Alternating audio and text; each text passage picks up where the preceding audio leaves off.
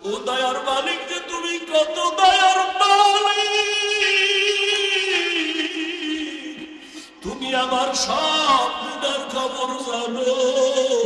ও আল্লাহ, যুবকের আমার মাওলারে ডাক দে, দুই গুণা চোখের পানি চাও, আর গুনার কত স্মরণ করে ক্ষমা চাও।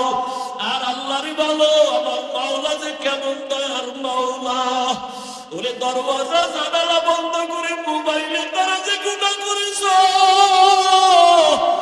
ওই দরওয়াজা জানালার ভেতরের গুনার খবর মাও জানে না, বাবাও জানে না। ওরে আমার মাওলারে ফাঁকি দিতে পারো নাই রে বাবা। আরে তোমার গুনার খবর যদি মা জানতো ঘর থেকে বের করে দিত। কিন্তু আমার মাওলা যে কেমন দয়ার মালিক, গুনাহ করছি দেখছে, এরপরও ঘরের থেকে বের করে দেয় নাই, সম্মানের চেয়ার থেকে ফালাইয়া দেয় নাই। ও আল্লাহর বান্দারা, আজকে বাড়ি পাইছো, গাড়ি পাইছো, সন্তান, বিবি, পরিবার, ক্ষমতা সবই পাইলা, কিন্তু আজকে যেইগুলি পাইয়া পাগল, চিন্তা করে দেখছো এগুলি কিছুই তোমার আমার আপন না। ওরে আজরাইল আইসা যখন রূহ দইরা টান মারবে, ওরে তোমার আপন মা বাবা তোমারে ফেলে দিবে, আর ঘরে ঢুকাইবে না, সাদা কাপড়ের প্যাকেট বানাইয়া কবরের দেশে পাঠাইয়া দিবে। এতদিন যে মা বাবার জন্য এত পাগল হইলাম, কেউ আমার সাথে যাবে না। আমি আস্তে আস্তে দেখি আমার বন্ধু নাই, আমার পাশের লোকগুলো সব আলাদা হয়ে গেল। এক পর্যায়ে আমারে সাদা কাপড়ে পেঁচাইয়া আমারে বাগ বাগানে নিয়ে রওয়ানা। ওই কবরে অন্ধকার ঘর, বাতি নাই, কোনো সাথী নাই। ওই কবরে পাড়াইয়া পাড়াইয়া মাটি দিয়া সবাই চলে গেল, আমি এখন একা।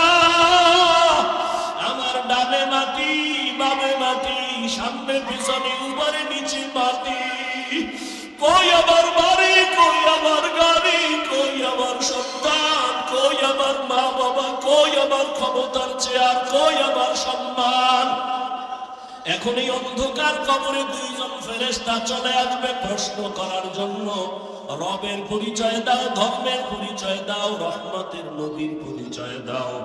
আমি যদি মাওলারে না চিনিয়া কবরের বিছানায় যাই, ওরে গুনাহগার বেনামাজি তখন বলবে হা হা লা আদরি, হা হা লা আদরি, হা হা লা আদরি। আফসোস, আমি কিছুই জানি না, কিছুই জানি না, কিছুই জানি না। আমার রবকে আমি চিনি না, আমার ধর্ম কি জানি না, মুহাম্মদ নবীকে আমি চিনি না। নবী বলেন, সাথে সাথে আমার মাওলা রাগান্বিত কুদরতি আওয়াজ দিবেন। আল্লাহ বলবেন, ফেরেশতা এর সাথে আর ভালো ব্যবহার করার কোনো সুযোগ নাই। এই বান্দারে আমি দুনিয়াতে কত আদর করছি, আমি আল্লাহ কত নিয়ামত খাওয়াইলাম। আমার দেওয়া জমিনের ফসল খাইলো, গাছের ফল খাইলো, নদীর মাছ খাইলো, একবারও শুকর আদায় করে নাই, বরং আমার নাফরমানি করেছে। আলেম ওলামারা বুঝাইলো, বুঝে নাই, বিরোধিতা করেছে। এখন আর সুযোগ দেওয়া হবে না, এর জাহান্নামের শিকল লাগাও, কবরের ভেতরে জাহান্নামের বিছানা দাও। আল্লাহ রাগান্বিত হয়ে বলবে, নাফরমানের ধর, কবরের ভেতরে জাহান্নামের আগুন লাগা দাও। আল্লাহ রাগান্বিত হয়ে বলবে, ও কবরের মাটি, এই গুনাহগারের দুই পার্শ্ব থেকে জোরে জোরে চাপ দাও।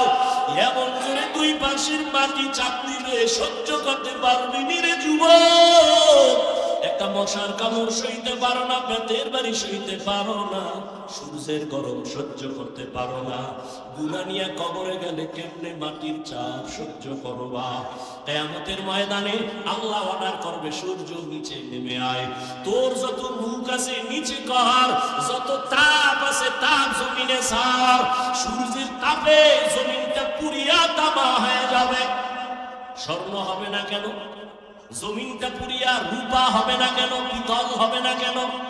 মুফাসসিরিনে কেরাম বলেন, স্বর্ণ, রূপা, তামা, পিতল এগুলো হবে না। জমিনটা তামা হওয়ার কারণ, তামার ধাতুর মধ্যে একটা গুণ আছে, স্বর্ণের মধ্যে নাই, রূপার মধ্যে নাই। বলে কি? স্বর্ণের এক মাথা গরম হলে ভিন্ন মাথা গরম হয় না, রূপার এক অংশ গরম হলে অন্য অংশ গরম হয় না। কিন্তু তামা এমন একটা ধাতু, এক পার্শ্বে গরম হয়ে গেলে পুরাটাই গরম হয়ে যাবে।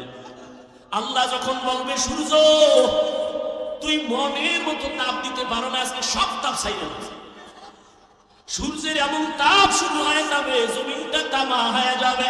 নবী কান্না করেন আর বলেন আয়েশা, অন্যদিকে জাহান্নামের আওয়াজ, জাহান্নাম চিল্লায়া বলবে আল্লাহ বেনামাজি কই, বেপরদাওয়ালা গুনাহগারেরা কই, আমার পেটের মধ্যে দাও, আমার পেটে বড় ক্ষুধা। আল্লাহ বলবে জাহান্নামে একটু অপেক্ষা কর, আমি বিচারটা শেষ করে নেই, তারপরে তোর খোরাক আমি দিতেছি।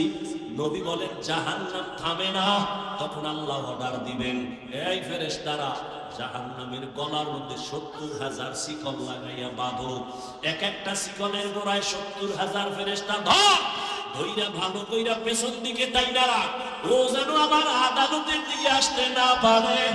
যদি আমার আদালতের দিকে আগায় আমি তো আর বিচার করতে পারবো না। জাহান্নামের আগুন এই মানুষগুলোকে পেটের মধ্যে নিয়ে নিবে। আল্লাহর অর্ডারে ফেরেশতারা জাহান্নামের গলায় শিকল লাগাইয়া ৭০,০০০ করে একটা শিকলের গোড়ায় জাহান্নামের ধরবে, ধইরা রাখতে পারবে না। এত চিল্লানি দিয়া বলবে আল্লাহ বেনামাজি গুনাহগার আমার খোরাকগুলো দাও ক্ষুধা। আল্লাহ পাক নবী বলেন আল্লাহর ফেরেশতারা যখন ধরে রাখতে পারবে না, তখন আমি মুহাম্মদের অন্তরে বড় মায়া, আমি সাথে সাথে সিজদায় পড়ে বলবো আল্লাহ জাহান্নামের ফিরাও, আমার উম্মত মনে হয় ধইরা ফালাইবে, ফিরাও আমার উম্মত যেন জাহান্নামের আগুনে না যায়। আমার উম্মত যদি জাহান্নামে যায় আমি জান্নাতে যাব না। তখন আল্লাহ বলবে নবী আপনি মাথা উঠাইয়া দেন, কাঁদিয়েন না, আপনার কান্না আমি সহ্য করতে পারি না, আমি মাথা উঠাইয়া দিব। আল্লাহ পাক দেখে জাহান্নাম এখনো দাঁড়ায় না, শিকলেও ধরে রাখতে পারে না। তখন আল্লাহ আমার সান্ত্বনার জন্য একটু কুদরতি হাতের পানি ফেরেশতারে দিয়া বলবেন জাহান্নামের গায়ে ছিটায়া দাও। যখন জাহান্নামের গায়ে আল্লাহর দ্বারা কুদরতের পানিটা ছিটায়া দিবে, জাহান্নাম দ্রুত গতিতে পেছনে ভাগতে থাকবে। আলহামদুলিল্লাহিল্লাযী জাআলা আশ-শামসা ওয়াল কমারা বিহুসবান ওয়ান নাজমা ওয়াশ-শাজারা ইয়াসজুদান ওয়া ফাদ্দালা জামানান আলা জামান কামা ফাদ্দালা মাকানান আলা মাকান ওয়া ইনসানান আলা ইনসান ওয়া নাশহাদু আন লা ইলাহা ইল্লাল্লাহু ওয়াহদাহু লা শারীকা লাহু لا ضد له ولا ند له ولا مثل له ونشهد أن سيدنا وسندنا وحبيب ربنا وطبيبنا وطبيب قلوبنا ومولانا محمدا عبده ورسوله أرسله بالحق بشيرا ونذيرا وداعيا إلى الله بإذنه وسراجا منيرا اللهم صل على محمد النبي الأمي وعلى آله وسلم تسليما وبعد فأعوذ بالله من الشيطان الرجيم بسم الله الرحمن الرحيم يا أيها الذين آمنوا اتقوا الله حق تقاته ولا تموتن إلا وأنتم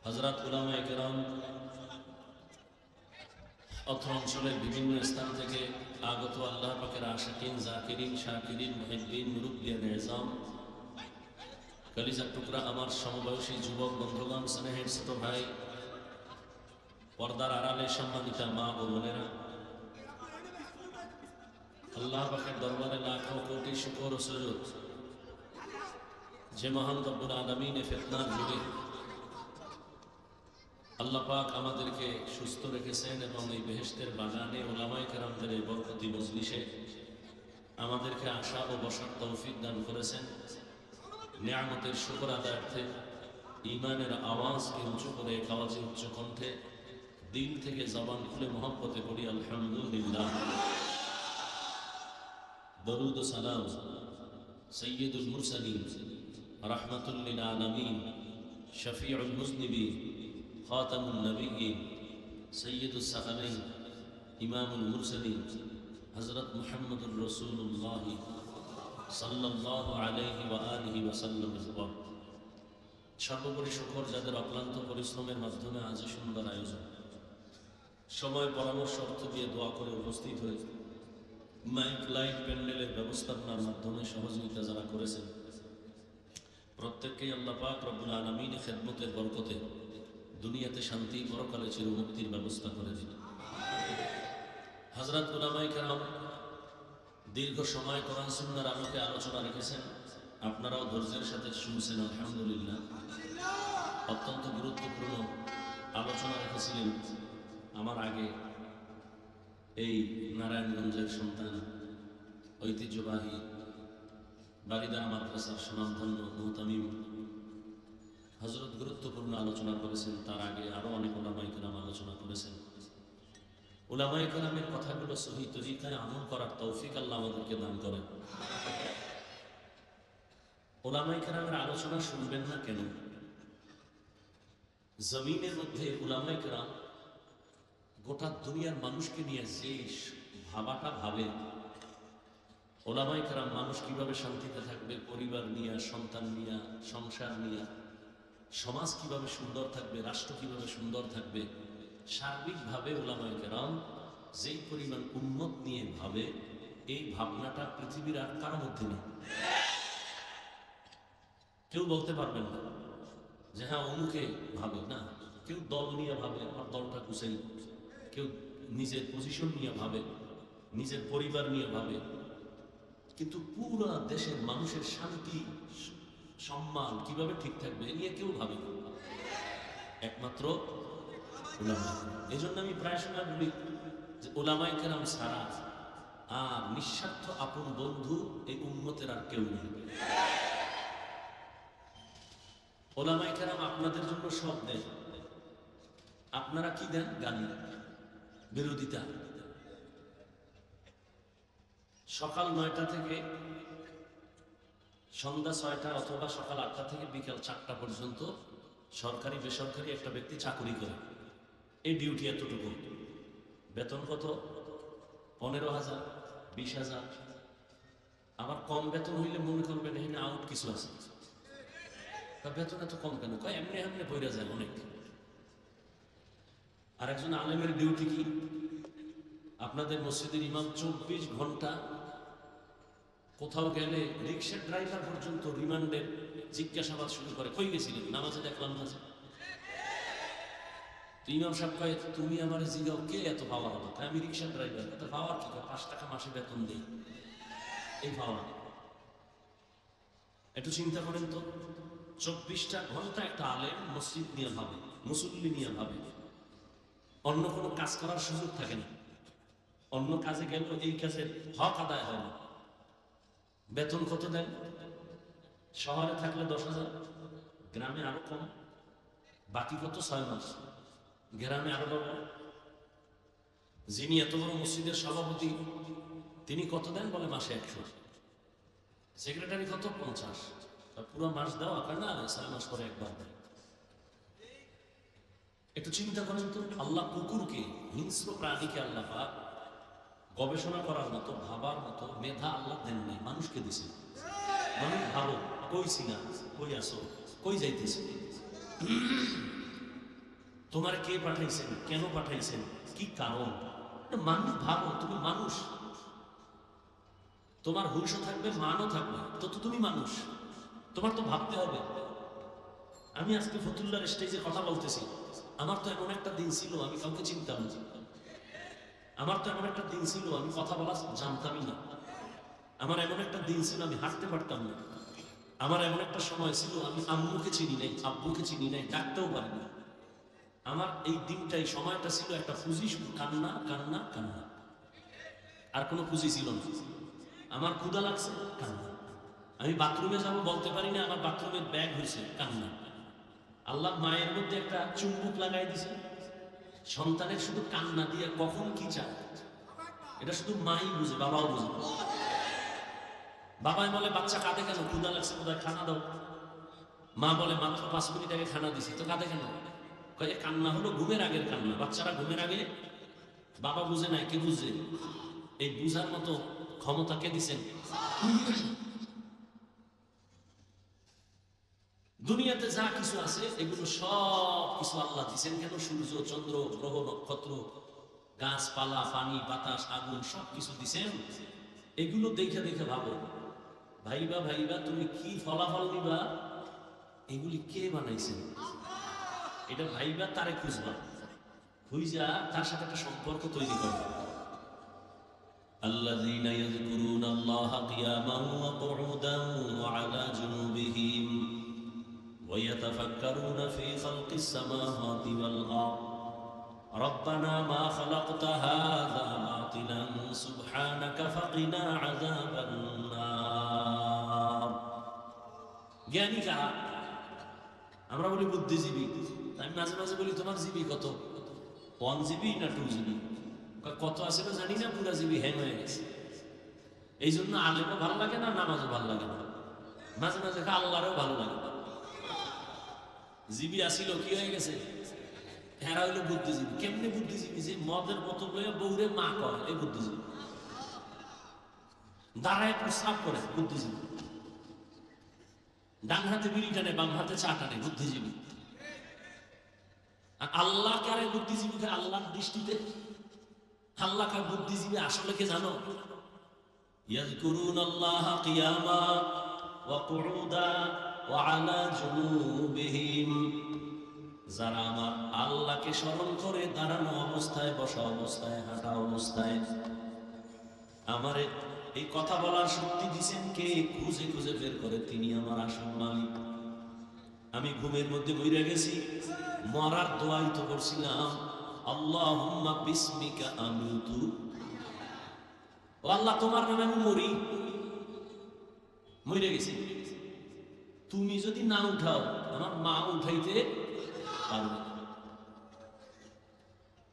যারা হাঁটা চলা অবস্থায় সবসময় গবেষণা করে আমাকে কে বানাইলেন, আমাকে কে দাঁড় করাইলেন, যিনি শক্তি দিচ্ছেন দাঁড়ানো, ওই আল্লাহ যদি বসার শক্তি না দেয় বসতে পারবো না, বসার পরে যদি দাঁড়ানোর শক্তি না দেয় আমার আর দাঁড়ানো যাবে না।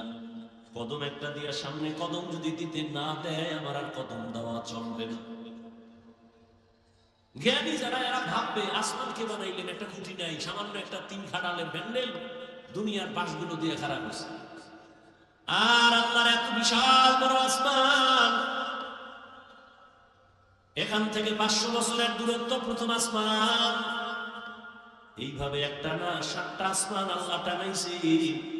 উপর দিয়ে কোনো রশিও নাই, নিচের থেকে কোনো খুঁটিও নাই, কোনোদিন নাড়াচাড়া করে না। এইভাবে বিনা খুঁটিতে এত সুন্দর নীল আকাশ কে টানায় রাখছেন? যারা জ্ঞানী তারা ভাবে এর পেছনে একজন মিস্ত্রি আছে, মালিক আছে। এই মালিকের এত চিনলাম না। বলখের বাদশাহ ইব্রাহিম ইবনে আদহাম মখমলের চাদরে আরামে ঘুমায়, হঠাৎ খবর শুনতেছে কে যেন ঠক ঠক করে আওয়াজ দেয় তার ঘুমের ছাদের উপরে, ঘুমের বিছানার উপরে। প্রহরীরে ডাক দিয়া বলে কে আওয়াজ দিল? কয় দেখি না তো কেউ রে। কয় আমি তো শুনলাম হাটে, কোনো আওয়াজ নাই। কে এমন সুন্দর আওয়াজ দিয়ে আবার চলে গেল? একজনে গাইবি আওয়াজ দিয়ে কইতেছে, আমি আমার হারানো একটা ঘোড়া তালাশ করতে আইছি তোমার ছাদে। হারানো ঘোড়া কি ছাদে পাওয়া যায়? আল্লাহ আলাদের একটা কথার মধ্যে অনেক কিছু ঢুকানো। আল্লাহ হেদায়েতের দরজা খুলতেছেন তো একটা বাহানা, একটা কৌশল অবলম্বন করছে। কাই বোকা, ছাদের উপর কি ঘোড়া পাওয়া যায়নি? বোকা তো তুমি। বলখের বাদশাহ ইব্রাহিম ইবনে আদহাম চমকে উঠে বসে গেলেন। এত বড় দুঃসাহস কাজ, আমাকে বোকা বলল। এত বিশাল রাষ্ট্রের আমি মালিক, আমার কথায় পুরো দেশ চলে, আমাকে বোকা বললো কেন? বোকা বইলা কয়, আমি বোকা না তুমি বোকা। আমি যদি ছাদের উপরে ঘোড়া না পাই, তুমিও সুন্দর মখমলের বিছানায় ঘুমাইয়া তোমার মালিকের পাইবা না। ইনজেকশন একটা দিয়া নাই, ভিতরে জ্বালা শুরু হয়ে গেছে।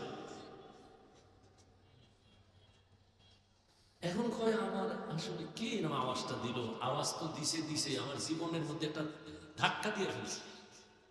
ভাবতেছে, জ্ঞানী মানুষ তো ভাবতেছে, ভাবতে ভাবতে ভাবতে ভাবতে মানুষ জমিনে বসে ভাবতে ভাবতে খালি উপরে উঠে, উঠতে উঠতে উঠতে উঠতে মহাশূন্যের উপরে চলে যায়। ভাবার দ্বারা মানুষ অনেক উপরে চলে যায়। এই ভাবাটারে তরিকাতের লাইনে বলে মুরাকাবা, মুজাহাদা, মুশাহাদা। বেদাতিরা এটারে বলে সাধনা। সাধনা করে 40 বছর পর্যন্ত প্রায় রাসূল সাধনা করেছেন বাইতুল্লাহ থেকে দূরে গিয়া হেরা পাহাড়ের গুহায় সাধনা করেছেন।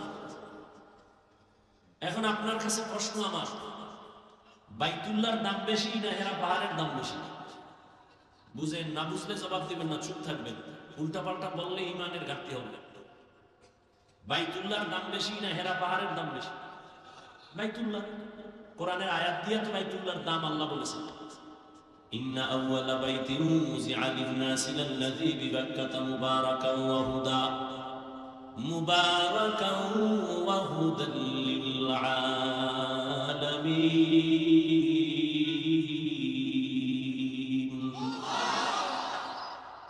আল্লাহ বলেন, আমি জমিনটা বানাইয়া কোনো কিছুই বানাই না, একটা ঘর বানাইছি বাইতুল্লাহ। মক্কা নগরীর মধ্যে ঘর আমি আল্লাহ হেদায়েতের জন্য বানাইছি, ইবাদতের জন্য বানাইছি। এই ঘর হেদায়েতের ঘর। এটা এমন এক দামি ঘর, যেই ঘরের দিকে শুধু তাকায় থাকবে অনবরত সওয়াব লেখা হবে।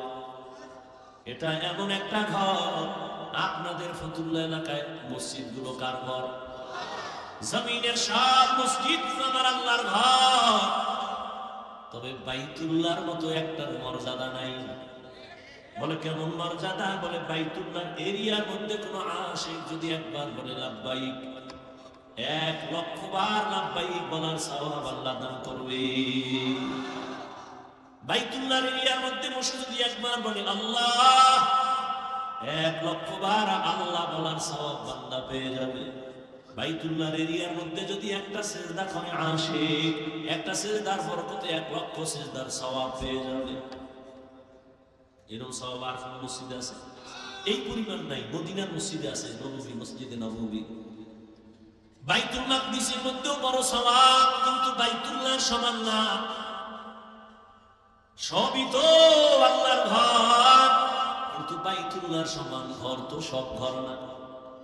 ফতুল্লাহর এই মাঠে সবাই তো মানুষ, কিন্তু সবাই আল্লাহর আদালতে জ্ঞানী মানুষ না। আল্লাহর আদালতে জ্ঞানী হওয়ার জন্য মেট্রিক আইয়ে বিয়ে পাশ করা লাগে না, মাওলানা মুফতি হওয়া লাগে না, পীর হওয়া লাগে না। আমার মাওলার আদালতে জ্ঞানী হওয়ার জন্য আমার মাওলারে চিনা লাগে, আমার মাওলার সাথে গভীর সম্পর্ক করা লাগবে।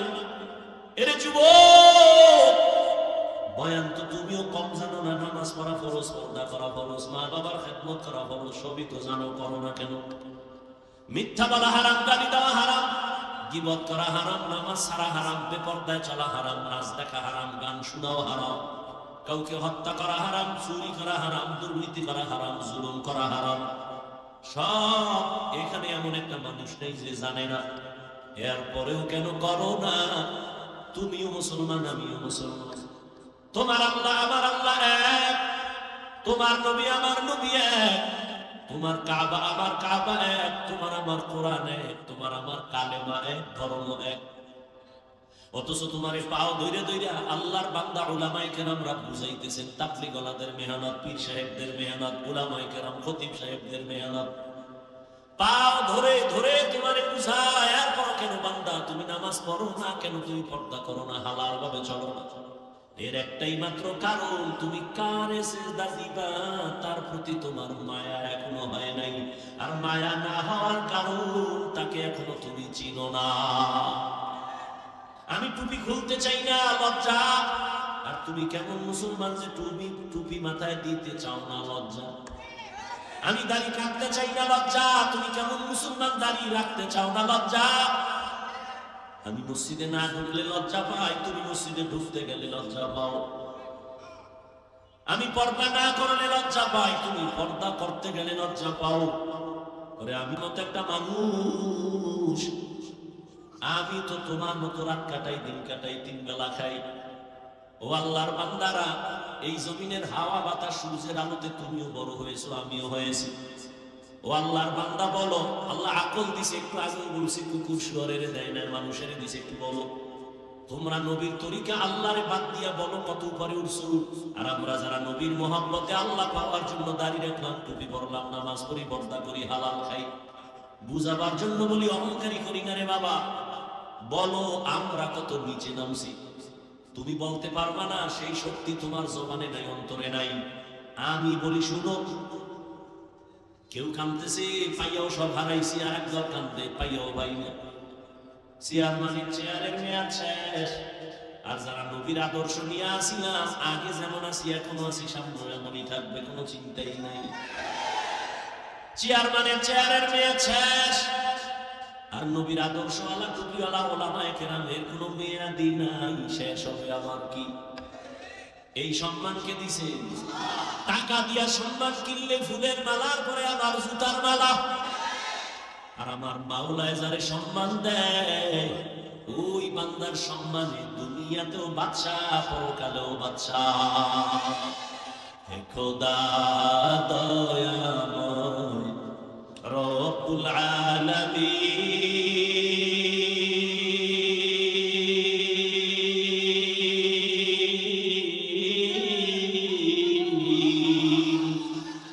জীবনে মরণে ভয় কি হবে সেই দিন। হে খোদা ধরাতে আসিয়া আজি বড়ই অসহায়,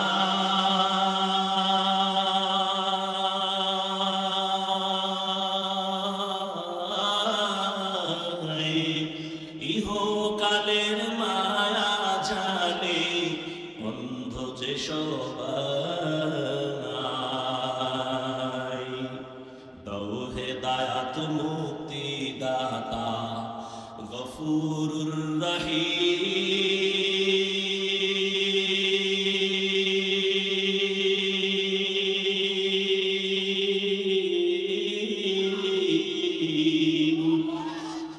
জীবনে মরণে ভয় কি হবে সেই দিন। হে খোদা, হে খোদা দয়াময় রব্বুল আলামিন,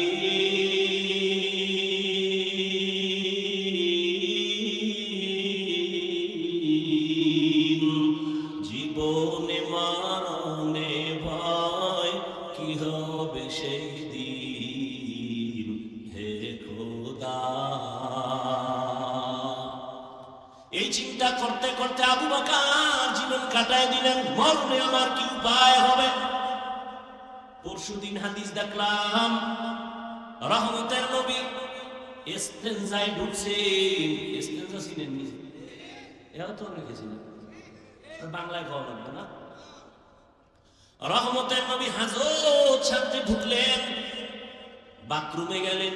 নবী বাথরুম থেকে বের হইয়া দ্রুত তায়াম্মুম করতেছেন, মাটি দিয়া কি করেন? তায়াম্মুম করতেছেন রহমতের নবী। সাহাবী ডাক দিয়া বলেন, ইয়া রাসূলুল্লাহ, ওই যে পানি দেখা যায়, পানি দেখলে তো তায়াম্মুমের আর দরকার কি? ওখানে যাইয়া ওযু করে নিবেন। রহমতের নবী বলেন, সাহাবী, আমি যে বাথরুম থেকে বের হইছি ওই পানি পর্যন্ত যাওয়ার আমার কোনো গ্যারান্টি না। আমি এই জন্য তাড়াতাড়ি ওযু বানাবো, পানি পাবো, তারপরে ওযু বানাবো। ওই পর্যন্ত পৌঁছতে পারবো কিনা গ্যারান্টি নাই। এর মধ্যে না জানি আবার আজরাইল এসে হাজির হয়ে যায়।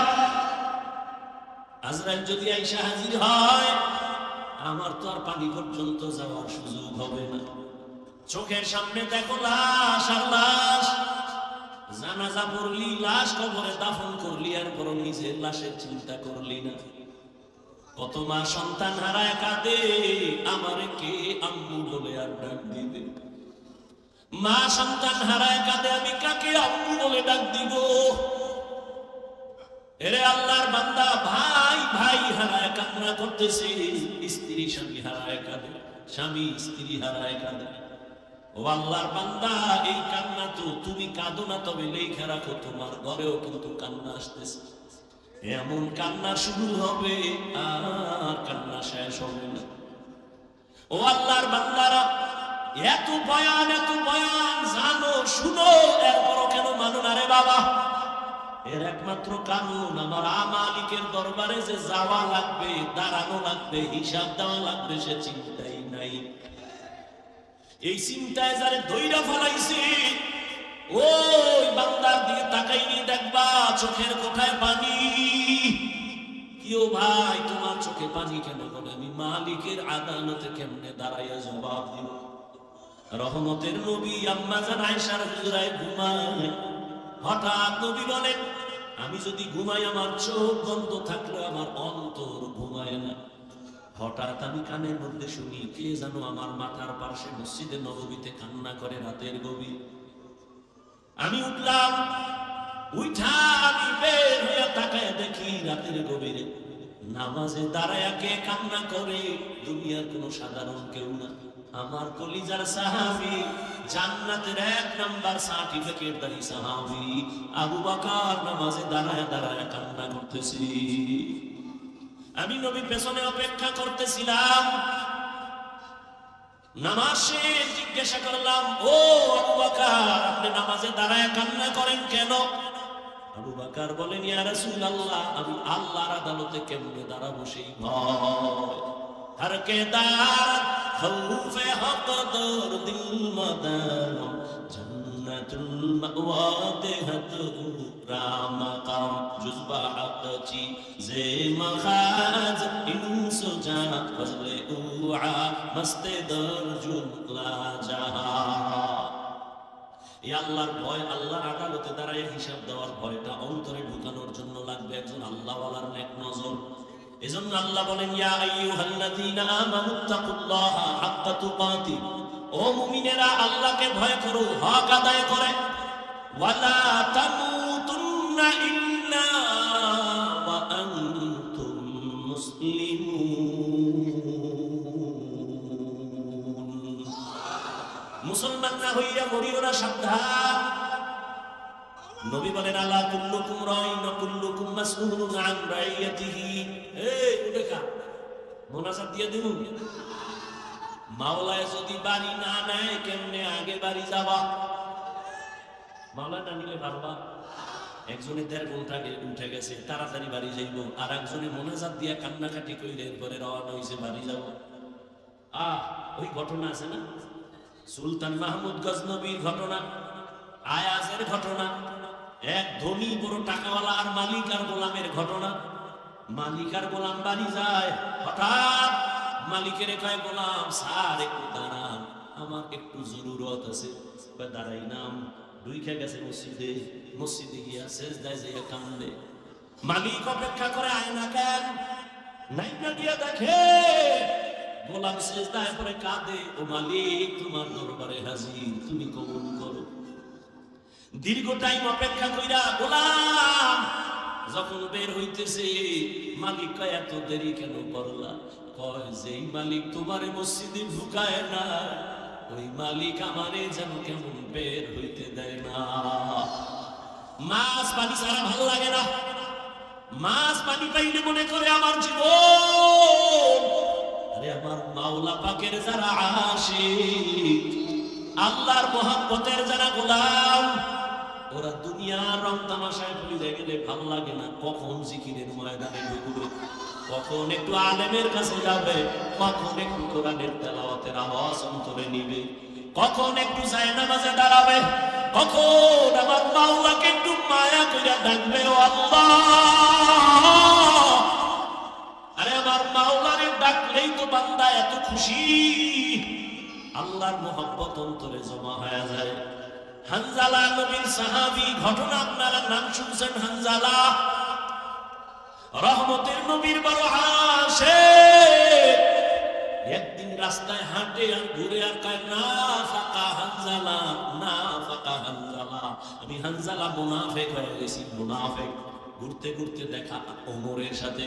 এই হানজালা, কি চিল্লাও কেন? আমি মুনাফিক হয়ে গেছি। কেন? কয় আমি নবীর কাছে যখন থাকি তখন আমার অন্তর এমন যে আমি আর কোন দুনিয়ায় নাই, এখন আমি আমার মালিকের নজরে বসে আছি, দরবারে রিসালাতের সামনে আছি। এখন আমার ছেলের চিন্তা নাই, মেয়ের চিন্তা নাই, বাড়ির চিন্তা নাই, গাড়ির চিন্তা নাই, টাকার চিন্তা নাই, ক্ষমতার চিন্তা নাই। এখন আমার চিন্তা, আমি একজনারে পাইছি, আমার নবী। আমি ওই নবীর হাত ধরে আমার মালিকের একটু কেমনে দেখবো, যেই নবীর চেহারা এত সুন্দর, একটা নজর নবীর চেহারার দিকে তাকাইলে পেটের ক্ষুধা থাকে না। মায়ার নবী এত সুন্দর, আমার মাওলায়ের এত সুন্দর কইরা বানাইছেন, ওই মালিক আমার আল্লাহ না জানি কত সুন্দর। এত সুন্দর আসমান যিনি বানাইছেন তিনি কত সুন্দর, এত সুন্দর কণ্ঠ যিনি দান করছেন তিনি না জানি কত সুন্দর, এত সুন্দর রঙের ফুল বাগান সাজাইছেন তিনি কত সুন্দর। ওরে যারা মাওলার আশিক, ওরা ভাবে আর খুঁজে আমার মালিক, আমার আল্লাহকে আমি তো এখনো পাইলাম না। ফুলের ঘেরান পাইলাম, কে বানাইলেন তারে তো পাইলাম না। ওরে আল্লাহর মুহাব্বত যার অন্তরে জমা হয়ে গেছে, সে একবার আমার মাওলারে দেখার জন্য পাগল। হানজালা বলে, আমি নবীর দরবারে থাকলে আমার অন্তর থাকে একরকম, আমি নবীর দরবারের বাইরে গেলে তখন আমার অন্তর দুনিয়ামুখী হয়ে যায়। আমার ছেলে, আমার বাড়ি, আমার গাড়ি, আমার টাকা, আমার পয়সা, আমার ক্ষমতা, আমার চেয়ার, এইসব আমার অন্তরে এসে জমা হয়, আমি মুনাফিক হয়ে গেছি। ওমর কয়, তো এই অবস্থা তো আমারও হয়। নবীর দরবারে থাকলে দুনিয়ার কোনো চিন্তা নাই, আবার যখন নবীর দরবার থেকে বাইর হইয়া যাই তখন আবার দুনিয়া আমারে পেয়ে ফেলে, দুনিয়া দুনিয়া আমাকে গ্রাস করে ফেলে, দুনিয়ার চিন্তা, ছেলের চিন্তা, মেয়ের চিন্তা আমাকে গ্রাস করে ফেলে। এবার কথা, চলো নবীর দরবারে চলো, সমাধান নেই। দুজনে যায়, মুনাফিক হয়ে গেছে। ওমরও কয় আমি মুনাফিক হয়ে গেছি, হানজালাও কয় আমি মুনাফিক হয়ে গেছি। হঠাৎ আবু বকর সিদ্দিক রাদিয়াল্লাহু তাআলা আনহুর সামনে দাঁড়ানো। এই ওমর, তুমি চিল্লাও কেন? কয় মুনাফিক হয়ে গেছি। হানজালাও কয় মুনাফিক হয়ে গেছি। কারণটা কি? বলে এই কারণ, নবীজির দরবারে যখন থাকি মনে হয় যেন দুনিয়াতে আমার আর কিছু নেই, নবী আমার কলিজা, আমি নবীর হাত লাগাই আমার মালিক আল্লাহর সঙ্গে মোলাকাত করব। কিন্তু নবীর দরওয়াজা থেকে বের হইলে তখন আবার ঢুকে যায় ছেলে, মেয়ে, স্ত্রী, পরিবার, দুনিয়ার চিন্তা। আবু বকর কয়, অবস্থা তো আমারও, মনে হয় আমিও মুনাফিক হয়ে গেছি, আমার মাওলার ভয়। আর তুমি নামাজে দাঁড়াইয়াও দোকান দিয়া ভাবো, নামাজে দাঁড়াইয়াও ছেলের চিন্তা, মেয়ের চিন্তা, ঘরের চিন্তা, ক্ষমতার চিন্তা। ওরে আবু বকর, নবীর দরবার থেকে বের হইলে দুনিয়া, নবীর দরবারে থাকলে দুনিয়ার চিন্তা নাই, এরপর ভয়, কান্নার আওয়াজ।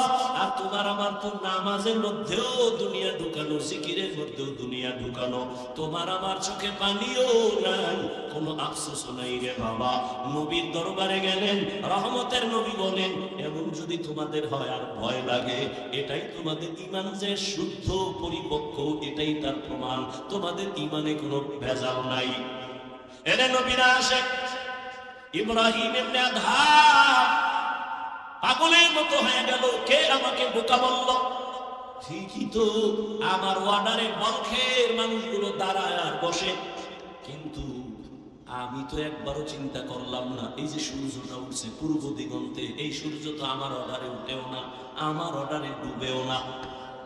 রাতের বেলা আকাশে চাঁদের আলো, আমার অর্ডারে চাঁদ উঠেও না, ডুবেও না। তাহলে এর পেছনে তো একজন মালিক আছে, নাই? ওই মালিকের তালাশ করছনি? এরে আল্লাহর বান্দা, তোমারে কেউ হাদিয়া পাঠাইছে, কে পাঠাইছে তার পরিচয় নাও, মোলাকাতের জন্য পাগল, দেখা করলে মনে হয় আরো হাদিয়া দিবে। যেই মাওলায় তোমারে আমার মানুষ বানাইছেন, কুকুর বানান নাই, শুকার বানান নাই, আবার আখিরি নবীর উম্মত বানাইছে, এত সুন্দর জীবন আমাকে দান করছেন। আমার মতোই তো কত মানুষ, ওই যাও ডিআইটি মসজিদের বারান্দায় যাও, বাইতুল মুকাররমে জুমার দিন গিয়ে দেখো, পাও নাই, ভিক্ষা করে। দুইটা চোখের পাওয়ার নাই বলে আমি অন্ধ, আমারে কিছু ভিক্ষা দাও। আমার মাওলায় যদি তোরে অন্ধ বানাইতেন রে যুবক, বল সারা রাত মোবাইলে নাচ গান কেমনে দেখতি? আমার মাওলায় যদি অন্ধ বানাইতেন, কে তোরে চক্ষু দান করত? আমার মাওলায় যদি তোরে বধির বানাইতেন, কে তোরে আর সুস্থ করত? কত মানুষ সুস্থ ছিল, হঠাৎ করে জ্বর আসছে, বিছানায় পড়ে একটা সাইড নষ্ট হয়ে গেছে, বিছানা থেকে এখন আর উঠতে পারে না, কণ্ঠ শেষ, জীবনটাই অর্ধেক হয়ে গেছে। এখন ছেলেও ভালো জানে না, মেয়েও ভালো জানে না।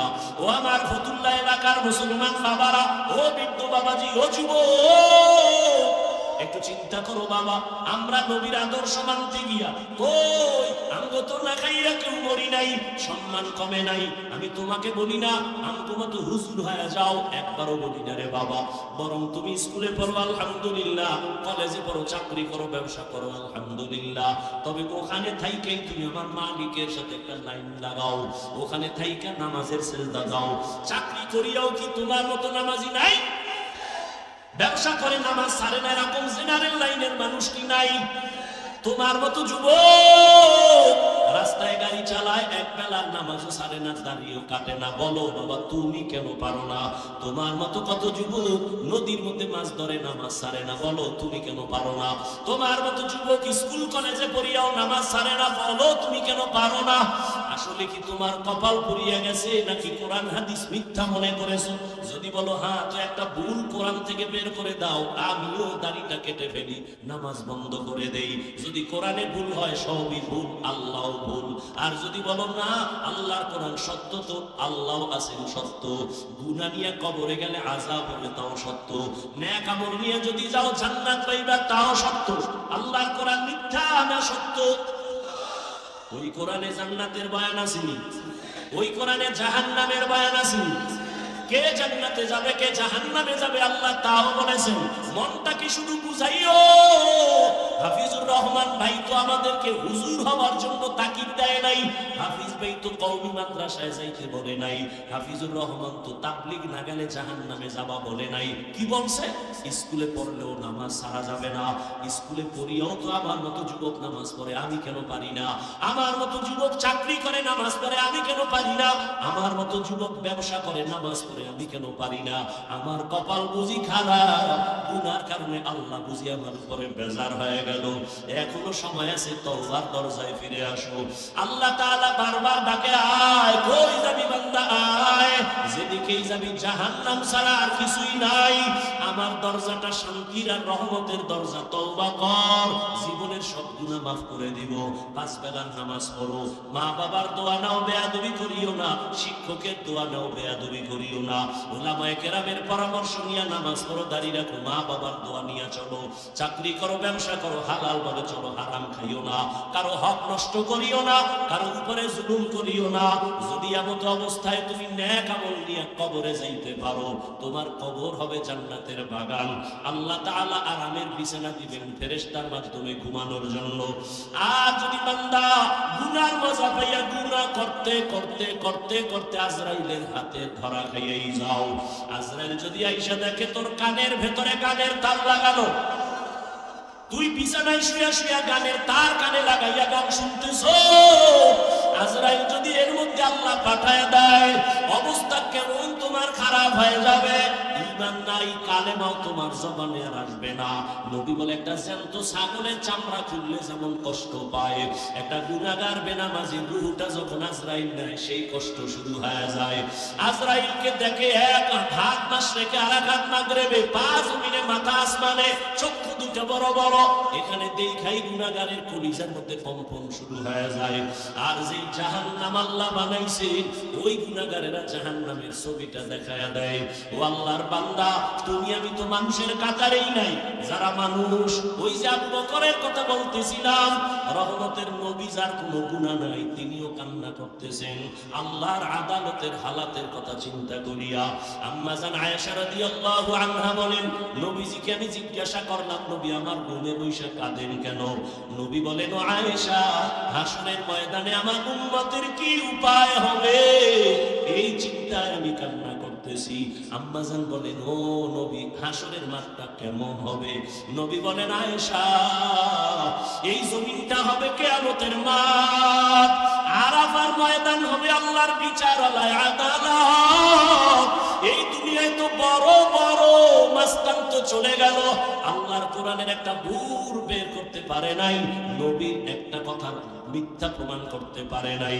আল্লাহর নবী বলেন, ওই হাদিস এখনো আছে, কোরআন এখনো আছে। আম্মা জান আয়েশাকে নবী বলেন, কিয়ামতের ময়দান এমন এক অবস্থা হবে, পুরো জমিনটা সমান হবে। সূর্যটা এখন তো বিজ্ঞানীরা বলে জমিন থেকে 9,30,00,000 মাইল উপরে। কিয়ামতের ময়দানে আল্লাহ অর্ডার করবে, সূর্য নিচে নেমে আয়, তোর যত মুখ আছে নিচে কর, যত তাপ আছে তাপ জমিনে ছাড়। সূর্যের তাপে জমিনটা পুরিয়া তামা হয়ে যাবে। স্বর্ণ হবে না কেন? জমিনটা পুরিয়া রূপা হবে না কেন? পিতল হবে না কেন? মুফাসসিরিনে কেরাম বলেন, স্বর্ণ, রূপা, তামা, পিতল এগুলো হবে না। জমিনটা তামা হওয়ার কারণ, তামার ধাতুর মধ্যে একটা গুণ আছে, স্বর্ণের মধ্যে নাই, রূপার মধ্যে নাই। বলে কি? স্বর্ণের এক মাথা গরম হলে ভিন্ন মাথা গরম হয় না, রূপার এক অংশ গরম হলে অন্য অংশ গরম হয় না। কিন্তু তামা এমন একটা ধাতু, এক পার্শ্বে গরম হয়ে গেলে পুরাটাই গরম হয়ে যাবে। আল্লাহ যখন বলবে, সূর্য তুই মনের মতো তাপ দিতে পারো না, আজকে সব তাপ ছেড়ে দিচ্ছে, সূর্যের এমন তাপ শুরু হয়ে যাবে, জমিনটা তামা হয়ে যাবে। নবী কান্না করেন আর বলেন, আয়েশা, অন্যদিকে জাহান্নামের আওয়াজ, জাহান্নাম চিল্লায়া বলবে, আল্লাহ বেনামাজি কই, বেপরদাওয়ালা গুনাহগারেরা কই, আমার পেটের মধ্যে দাও, আমার পেটে বড় ক্ষুধা। আল্লাহ বলবে, জাহান্নাম একটু অপেক্ষা কর, আমি বিচারটা শেষ করি নেই, তারপরে তোর খোরাক আমি দিতেছি।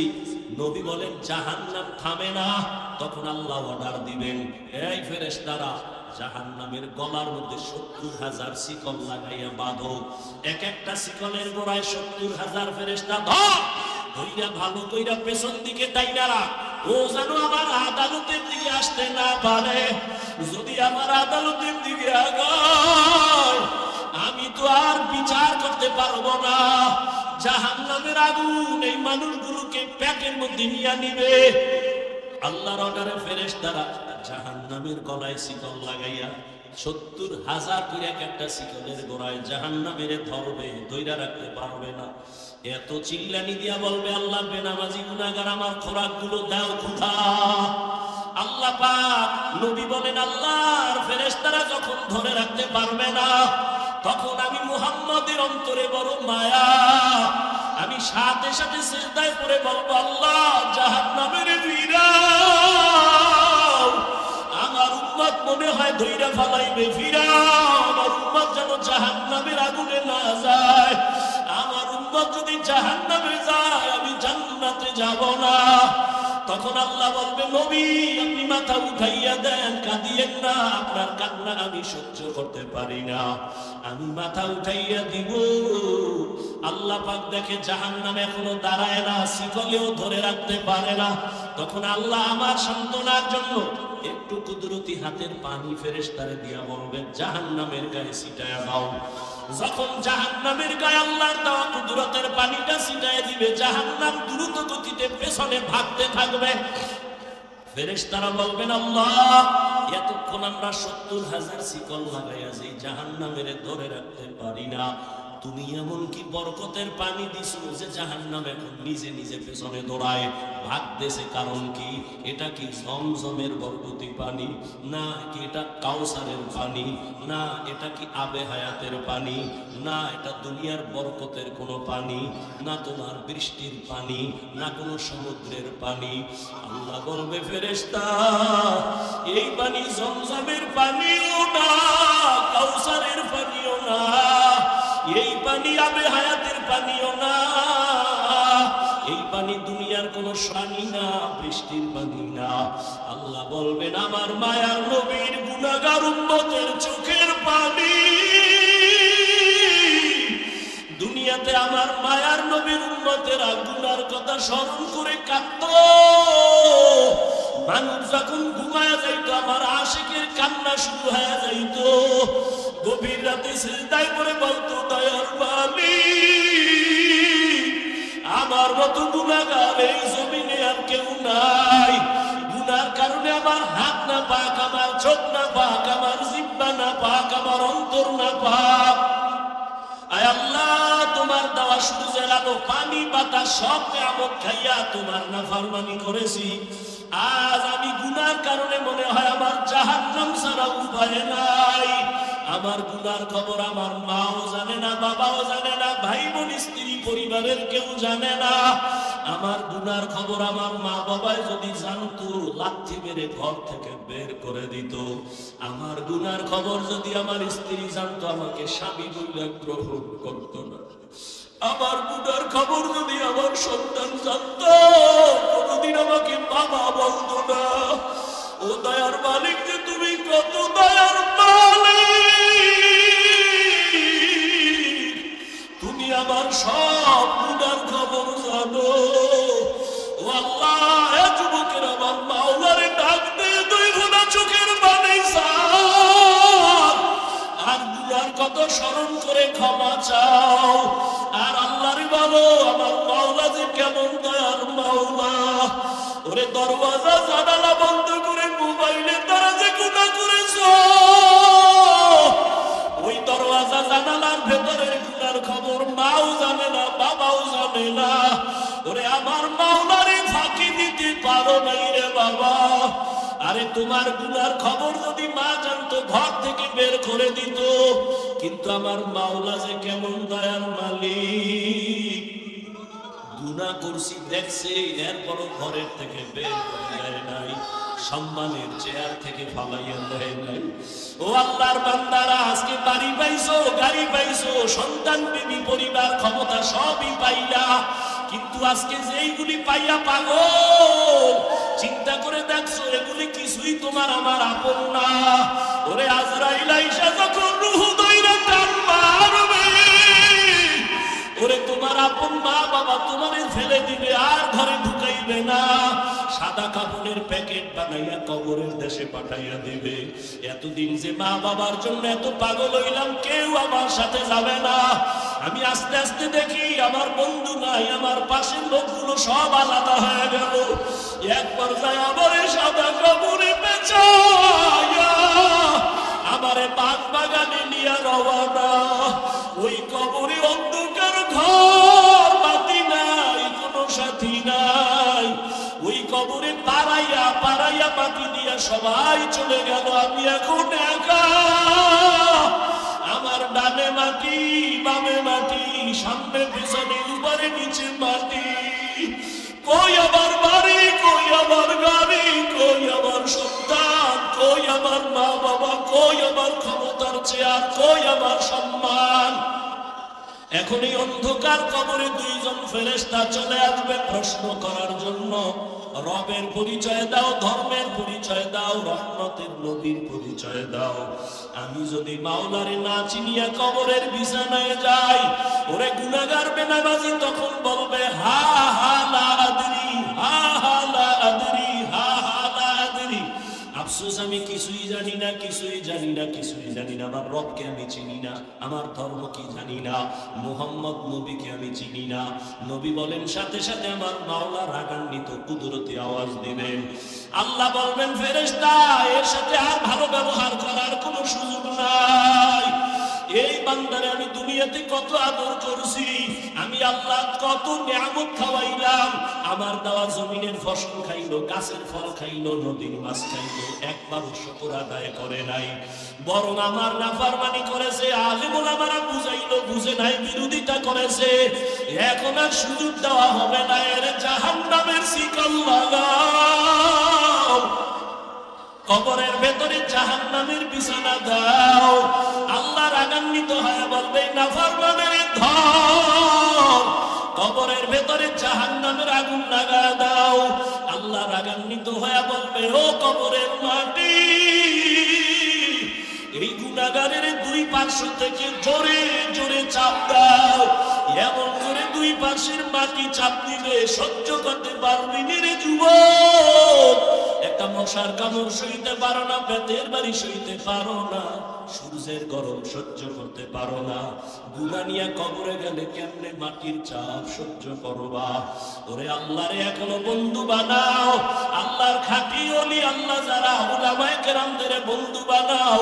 এখনো সময় আছে, তওবা করো আর আল্লাহকে বলো মাওলা গুনাহ আর করবো না, নামাজ ছাড়বো না, বেপরদায় চলবো না, দাড়ি কাটবো না। আমার মাওলার আযাব বড় কঠিন। আল্লাহ এজন্য বলেছেন মুসলমান না হইয়া মরণ বরণ করিও না। এখনো সময় আছে, তওবা করে নাও। স্কুলে পড়ো, কলেজে পড়ো, চাকরি করো, ব্যবসা করো, তওবা করো আর নামাজ ছাড়বা না, দাড়ি কাটবা না, বেপরদায় চলবা না।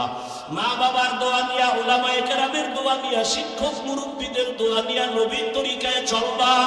আল্লাহর কাছে দুই ফোঁটা চোখের পানি ছেড়ে দাও। যদি কান্না না আসে, মনে করিও গুনার কারণে দিলটা পাথর হয়ে গেছে, আল্লাহ বেজার হয়ে গেছে। এখনো সময় আছে, আল্লাহকে বলো আল্লাহ দিলটা নরম বানায় দাও। ওরে ডানে বামে দেখো, তোমার মতো কত গোলামের চোখে পানি,